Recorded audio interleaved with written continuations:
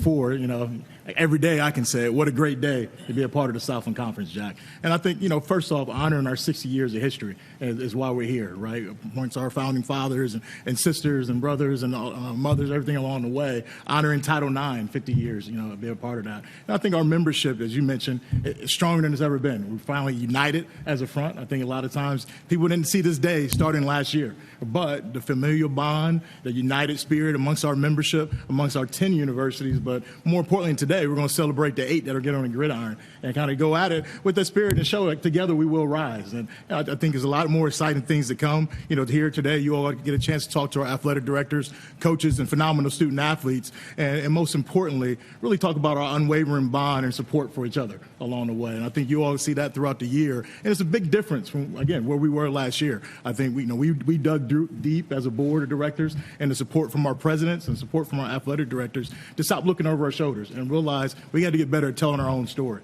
And we did that, and we continue to do that. And there's no finish line to that. And that's what we once realized, that we can't continue to do things and stay put as we once did, right? We have to move forward, continue to be innovative, think outside of the box, and then charge to be at the forefront and not be afraid of it. Yes, we're dealing with some challenges within our region. We've had some disasters that we've gotten through in the past. But again, that resiliency of this community, not speaking here in Lake Charles especially, and we'll get to that, but of our family as far as the Southland Conference, the way we all step up and supported each other. That's what attracted me to the opportunity. And, I can't be remiss that I don't mention Tom Burnett. And granted, went to a tough time last year, the last 2 years. But, I'm thankful for him showing me this opportunity. I'm thankful for him, being able to keep the conference afloat, and able to, I was a step aboard. And I'm thankful for him being an advisor now to us as a conference.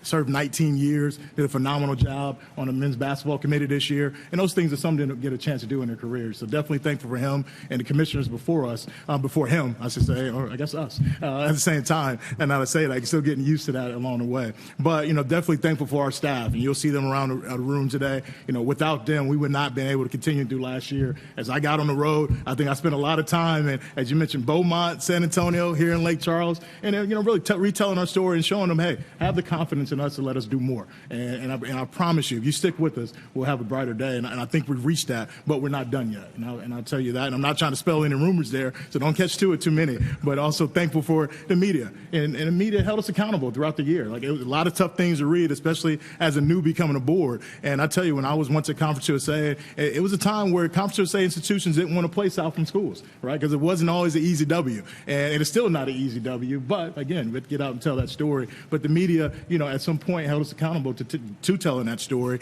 and digging deeper, being better operation as a conference. And I think we've accomplished that as well. And so, hey, we'll continue to show that we're going to rise to any challenge throughout the way. I know we talked about a rebrand, throughout all of last year. And as you looked at it, heck, we've been pretty strong throughout. And so we'll continue, again, defining who we are, coming up with a brand strategy, that process in the route. Can't guarantee, and I'm kind of hitting some of the buzz points here, that, we're going to a totally new name, but at the same time, we're still exploring that and what that looks like, as a staff, when it comes to our institutions and our board of directors and our athletic directors. But, the main point is we're united as one, and that we continue to stay stronger together. The strength is definitely in numbers as we see what's going on in the collegiate landscape today. And just think about what our student athletes, that's most important. Well, how are we supporting them, right? Mental health, NIL challenges and opportunities, are we presenting those? Are we providing a platform where they have to be successful to go to the next level? You just rattled off, 10, undrafted free agents in camp as you speak up. And I think 2 or 3 of them will have a good chance of starting on Sundays. And I'm looking forward to that. And we want to celebrate that because many that come before them that have phenomenal careers, not only in football, but in all of our other sports. And I think, we won't continue to rest our laurels on what we've accomplished previously. We're going to continue moving this thing forward. And it's being leaders in this process. Now, what's that look like in the Transformation Committee? I'm not going to sit here and say, hey, we know what direction we're going, but we have a commitment from our institutions as a whole, all 10, that will exceed minimum standards or whatever those are set once the Transformation Committee comes out to that. We're dedicated to improving our brand in other sports. I mean, in football, we've had success, right? We're putting 2 or 3 teams in a year annually in the NCAA playoff. Heck, I want to make sure we're hosting 2 teams in Frisco every year, and we're going to continue to host that national championship. And that's very important to us, and thankful for our partners there in Team Frisco and that national championship opportunity. But I want to see some Southland flags flying all across there. And heck, even on college game day, put a Southland flag, put whatever institution flag, and make sure you know our name, along the way, and we're not just waiting to that opportunity. But I can't be more proud of our membership for really, entrusting me and leading this conference going forward. And, look, we're not going to stop looking under stones and uncovering, and we're going to be pretty bold about it and seeking out partners that believe in us and that, and what our mission is going forward. And, I wouldn't be remiss again to mention one of our great partners here today. And the B1 Patch from USA Natural Patches, we have them in the room today, and couldn't be more thankful for them sponsoring this opportunity, right? But it's partners like that that believe in us and see where we're going and know that there's no end and no finish line to what our opportunities are. And then last but not least, partners to my left, we have Mayor Nick Hunter and Eric Zartler from Visit Lake Charles. And then it's just a lot of narrative. Yes, at one point in time in membership, McNeese State University, they were, looking out. Myself, Heath Schroyer, Dr. Burkell, we had a lot of heart-to-heart conversations, a lot of tough conversations where we always didn't agree and see eye to eye. And publicly, people see that as McNeese has the house, right? Now a competitive advantage. No, this all along, when Heath and I first had our conversation, is how do we build this community back? Right? We wanted to make sure that all of our members supported each other, because if anybody else went through this in our conference and the natural disasters they experienced and Mayor Hunter, he's done a phenomenal job and making sure they have the resources now to build this going forward. And we want to be a part of that as a conference. So that's why we're bringing our championship opportunities. And I tell you, my first athletic director meeting, I heard it loud and clear, 2 ears, 1 mouth, that, hey, we needed to really modernize our championship, get it back to a format when it comes to basketball and some of our other events, to make sure that the communities can come out, really feel it, and let alone being the central part of our footprint. And you don't get more central between here and Beaumont and coming down. And so, yeah, will it lead to a little home cooking? No, Heath, right? And along the way, not alone. We're going to make this as neutral as possible and create that student-athlete experience that's bar none. So I just want to answer that and dispel all those rumors, but we couldn't be more thankful than the hospitality and the partnership that we have with the city of Lake Charles and Visit Lake Charles. And they're volunteers today, and you'll see a lot more of them. So please pull them aside later. Yeah, no, there's so much good stuff there. Obviously, Mayor Hunter, I'll bring you in here. First off, congrats on getting your first home game of the year right here today. As Commissioner Grant talks about, with all the things moving forward and the partnership, just talk us through what this means to be here. First time Media Day has been in Lake Charles since 2016, and really what folks can expect looking forward about this region and what this is going to mean. Sure. Well, thank you. And gentlemen, we're thrilled to host y'all. Welcome to Lake Charles. For some that may not know, Lake Charles has been through a lot over the last couple of years. Lake Charles and Southwest Louisiana, a string of unprecedented natural disasters. But when I look today, I see the progress. I see where we've come today versus just the days and weeks after Hurricane Laura, which hit us in 2020. And I'm amazed. And, it's not the federal government, it's not local government, it's the people. It's the people here in Southwest Louisiana that are absolutely our greatest asset. So I know that Southwest Louisiana is very excited about this opportunity. We're very excited about the relationship between Southland Conference and McNeese and Southwest Louisiana. I am a McNeese alum myself, so it means a lot for me to see that relationship strong and see that relationship grow. And I can tell you that I've had a chance to visit with Commissioner Grant, and I think the Southland Conference is in decent hands right now. I do think there's a lot of energy. I think there's a lot of passion there. And so Southwest Louisiana and Lake Charles is just really honored to be a part of this success story. And to everybody that's here today that's not from here, welcome to Lake Charles. We're honored to host you. Thanks.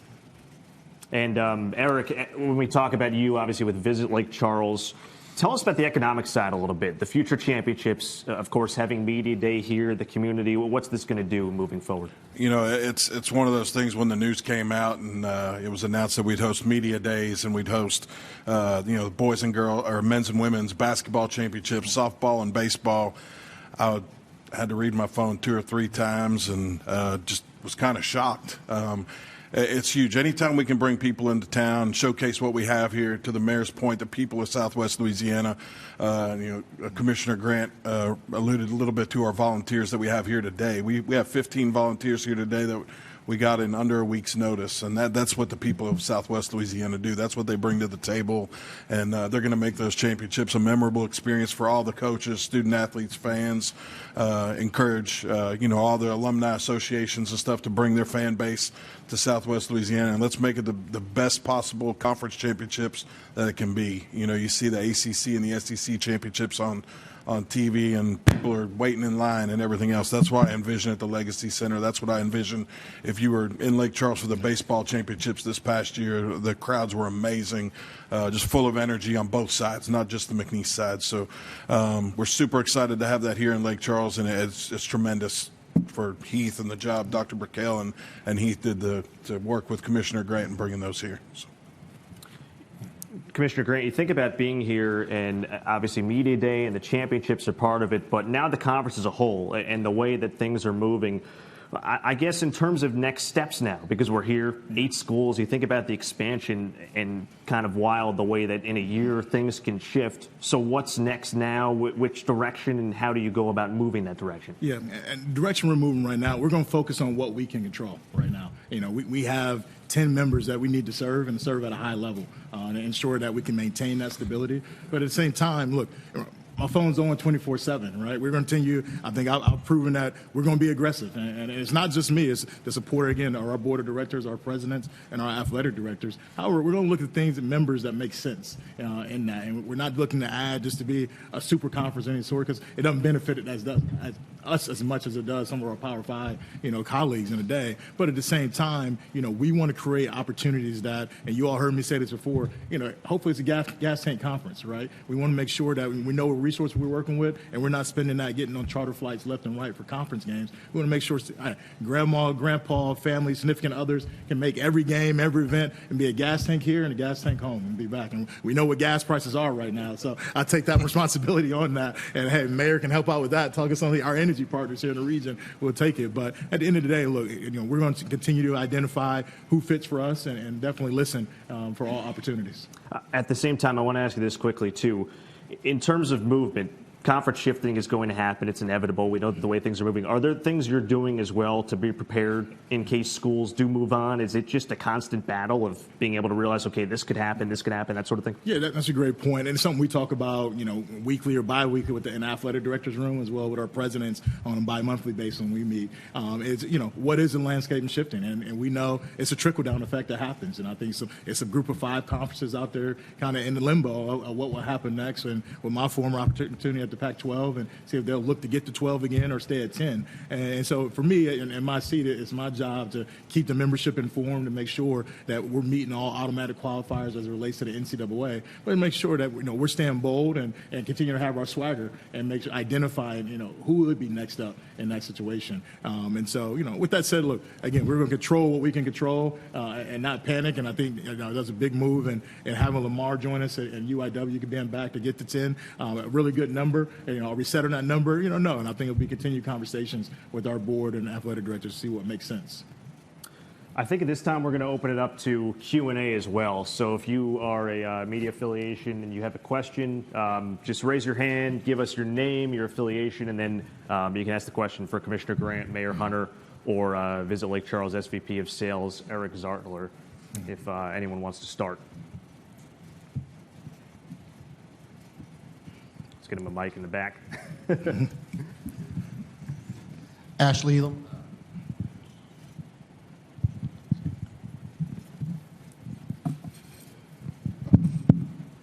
Sorry about that.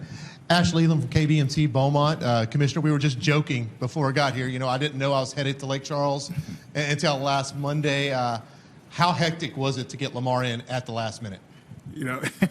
Hectic is not the word. You think about hectic times 10, and that's the word along the way. But look, I want Lamar and Jeff O'Malley. I think he's here today, that new athletic director. And really, he came in and started on July 5th, and Jeff and I go back a little bit. But at the same time, he was serving in 2 roles, and I think we really had to take a look in, and we're working on, 3 or 4. And Jack asked me, how are we preparing? We had scenarios in place for a little bit of everything as we saw how things were playing out amongst the landscape, and so yes, it was very hectic. but it's a positive hectic that we'll welcome any day of the week because we're so glad to have them back and appreciate Dr. Taylor and President Lamar really having the faith in us to make the move early and make the jump. And so we'll continue to move forward with other schedules along the way. I know it caused some angst amongst our SIDs and coaches and student athletes as people are trying to plan for the fall, and as well as, what people are not talking about is our Olympic sports, right? And volleyball and women's soccer and what that looks like. So, look, phenomenal opportunity for Lamar Cardinals to be back in our league. And again, we're going to continue to celebrate that as much as we can.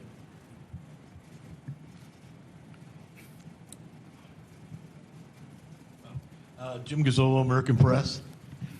Real quick, Commissioner, do you have a number you want to tap out at? And are you looking for D1 schools instead of D2 schools coming up so that be immediately eligible for playoffs? Yeah, and Jim, great question. And I think, most importantly, all opportunities on the table. What fits? I talked about regionally, right? But so I don't want to eliminate that we're not looking at anything. The priority is Division I institutions that we want to add, and we want to add them within this footprint. All right, and then we're not looking, again, to get on a flight or anything of that nature. And so, right now, again, I can't harm on enough. We're going to control what we can control, but at the same time, continue to have those conversations along the way of, who will be next. Are you in conversations with anybody? And look, as I said earlier, the phone is on 24/7. Now, my marriage may be in jeopardy because I spent more time with Jeff O'Malley and Richard Duran and the staff, and to talk about some other members as of recent. But at the same time, look, my phone is on, and it has been more outreach at this time coming in than it has been of us going out and actively recruiting members as we did for the last 7 months. And it's definitely a great position to be in. But at the same time, look, I'm the son of a basketball coach. I know what it means to stay on and stay ready, so you don't have to prepare down the road.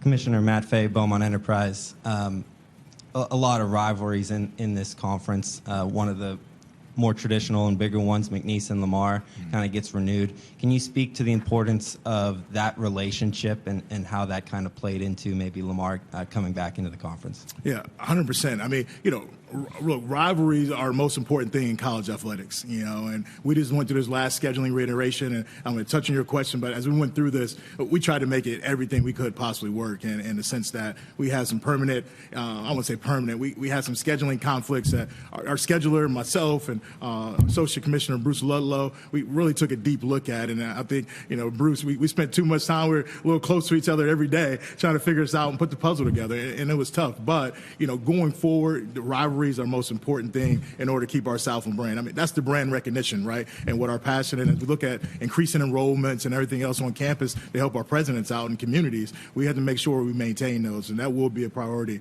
as we move forward in the scheduling process. But Lamar and McNeese, yeah, I mean, come on, that's one of the ones that goes back in time that it'll be some, and look, I'm looking forward to coming down, and I think I might be looking forward to the tailgates a little more than anything and getting some of the food down in the region. But looking forward, I mean, Beaumont and Lake Charles being so close, right across the bridge, being a part of that. Commissioner, Sheldon Mickles with the Baton Rouge Advocate. You talked about the angst with the scheduling, and you just alluded to the rivalries. Was McNeese and Northwestern State kind of a tough call because of Northwestern State has no more rivalries now? They lost Stephen F. Austin, and now they lose McNeese. How close did you come to keeping them? I know you had to get Lamar with McNeese, but.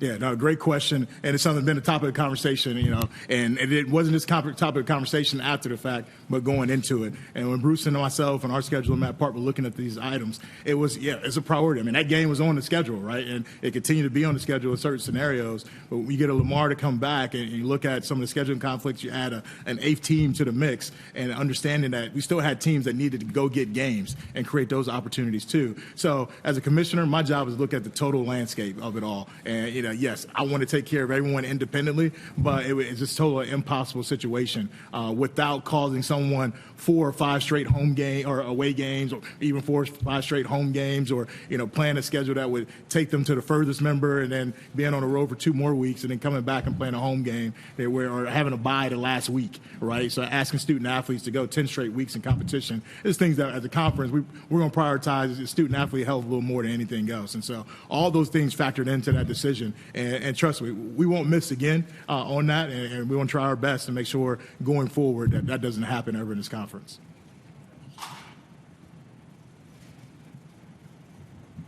Hey, Joe. Round 2 already. Right? There we go. This week, Deion Sanders talked about historically black colleges and universities needing to kind of look for alternative ways to raise their revenue. We've seen great crowds when Southern came here, and that. Have you looked into that possibly as adding Division I schools and kind of it'd be kind of a touchy political ground, but kind of is that an option? As far as adding HBCUs? Yeah, look, Jim, when I first came in, and that was a vision of Tom Burnett, to be quite honest, adding more diversity to our league. I mean, right now we have 3, possibly 4 on the verge of Hispanic serving institutions. So the idea was to create the most diverse Division I conference in the history of NCAA. And I think that goal has not gone by the wayside. And we want to celebrate the diversity. I think we've made a big push this past year as a conference, not only in the conference office, but our membership, and participating in a lot of diversity efforts with the Institute of Sport and Social Justice. And so that's a commitment to us. We definitely not looking at here today and say, hey, we're active having conversations there, but as opportunities present themselves, yes, if we can elevate someone's platform and be a part of this and create those revenue generating opportunities, whether it be through membership or sponsorships, and our great partner Van Wagner is here represented today as well. We want to continue to look at those, and we're going to be aggressive in that too. Aggressiveness doesn't stop in realignment, but it continues and really festers all throughout when it comes to revenue generation, sponsorships, the membership, all ongoing to the way we're scheduling and going about it, and how we want to very strategically better our Olympic sports and our basketball profile.